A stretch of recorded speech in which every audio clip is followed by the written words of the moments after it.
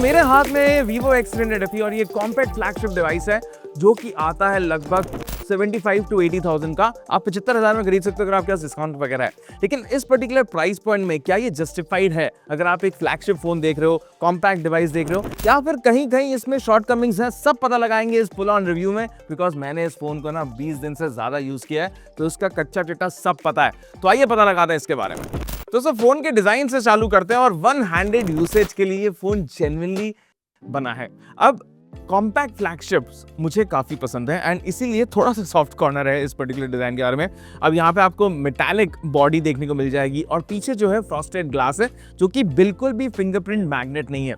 और एक बात मुझे वीवो की अच्छी लगती है कि आजकल ये जो केस या कवर देते हैं वो फोन के कलर के साथ ही जो कॉम्प्लीमेंटिंग कलर है वो दे देते हैं। तो अगर आप वो चढ़ा करके रखते हैं तो काफी अच्छी बात है, बट अगर जिगरा है और अगर इसको इस तरीके से यूज कर सकते हो तो जो प्रीमियमनेस है ना वो काफी ज्यादा बढ़ जाती है। और दूसरी बात मुझे अच्छी लगी कि सिर्फ 190 ग्राम का है।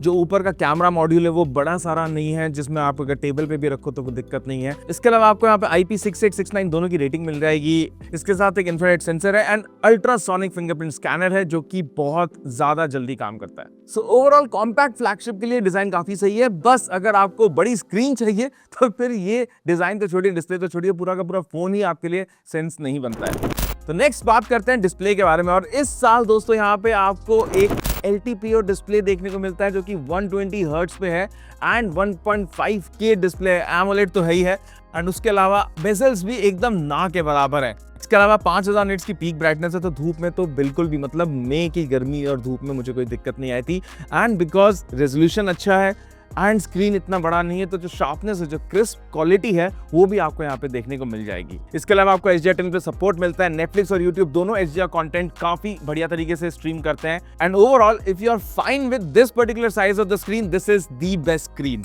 नेक्स्ट बढ़ते हैं परफॉर्मेंस की तरफ। तो आपको यहाँ पे स्नैपड्रैगन 8 Gen 5 देखने को मिलता है with LPDDR5X RAM and UFS 4.1 storage and honestly performance कमाल की है। सो ओवरऑल ये जो पर्टिकुलर ट्रियो है ना, Snapdragon, LPDDR5X RAM and UFS 4.1 storage, कोई बॉटलनेक नहीं है।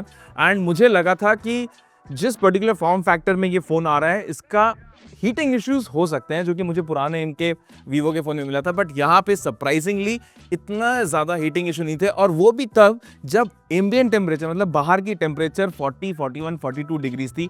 ऑफकोर्स कैमरा यूज करने पे अगर आप ज़्यादा देर गेम खेलेंगे और अगर एम्बिएंट टेम्परेचर भी ज़्यादा होगा तो वहाँ पे थोड़ी बहुत आपको हीटिंग देखने को मिल जाएगी।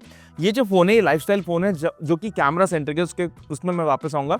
बट ओवरऑल इस पर्टिकुलर परफॉर्मेंस की आपको अगर 4K वीडियो क्वालिटीज़ लेनी है, 4K वीडियो क्वालिटी में एडिट करना है एंड उसके अलावा जो नॉर्मल हम लोग टास्क करते हैं ना, मल्टीटास्किंग में कोई लैग नहीं है। So overall I would suggest it's a very good performing phone at this particular price point. अब नेक्स्ट बात करते हो दोस्तों कैमरा के बारे में। तो 50 मेगापिक्सल का प्राइमरी कैमरा है, कार्ल ज़ीस लेंस है। उसके अलावा आपको 50 मेगापिक्सल का टेलीफोटो लेंस देखने को मिल जाएगा और 8 मेगापिक्सल का ultra wide lens. So overall main camera तो काफी अच्छा परफॉर्म करता है। डे लाइट फोटोज डिटेल्ड आती है, डायनेमिक रेंज स्ट्रॉन्ग है एंड कलर प्लीजिंग लगता है। ऑफकोर्स थोड़ा सा सैचुरेशन लेवल ज्यादा है, it is not close to the natural and low light performance में भी काफी रिलायबल है फोन। टेलीफोटो कैमरा मुझे काफी पसंद आया। 3x जूम पे फोटोज शार्पन रहती है एंड 10x तक कभी कभी यूजेबल रिजल्ट्स देखने को मिल जाते हैं। पोर्ट्रेट फोटोग्राफी भी अच्छी है एंड यहाँ पे पोर्ट्रेट्स काफी इंप्रेसिव आते हैं। एंड इन सब के अलावा चाहे पोर्ट्रेट फोटोज ले लो, प्राइमरी कैमरा की फोटोज ले लो, वहाँ पे आपको जो ZS की ट्यूनिंग है वो देखने को मिल जाएगी एंड प्रोसेसिंग में भी ये दिखता है।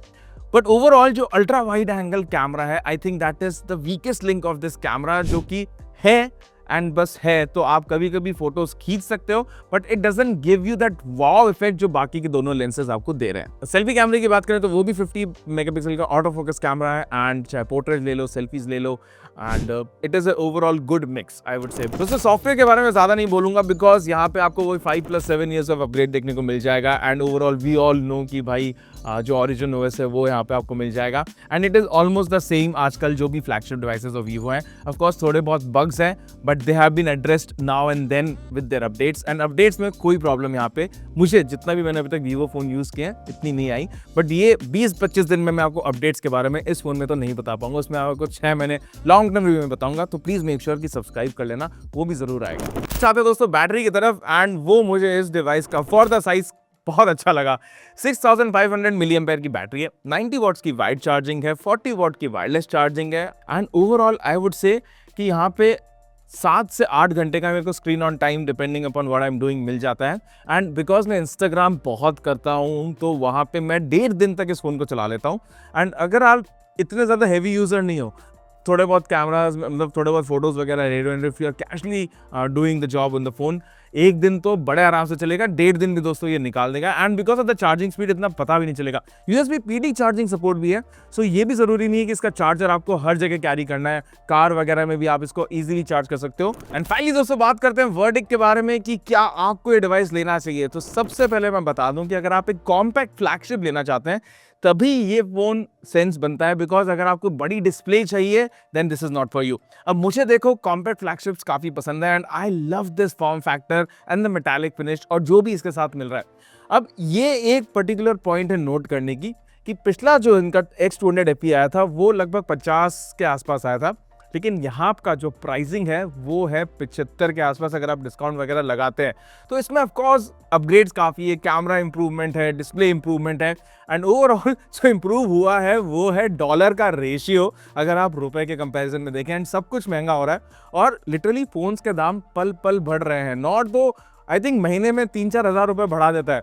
सो ऐसे में अगर आप एक लॉन्ग टर्म फ्लैगशिप का सोच रहे हो कि भाई मैं एक फ़ोन खरीद के कम से कम 4-5 साल चलाऊंगा, then it really make sense, because इसमें आपको वो जो अपग्रेड्स हैं वो 5 साल के देखने को मिल जाएंगे, 7 साल के सिक्योरिटी पैच अपग्रेड्स हैं, एंड ओवरऑल आई थिंक कि ये फ़ोन लास्ट करेगा। एंड ऑफ कोर्स वीवो का जो सर्विस क्वालिटी है वो भी मुझे पसंद है।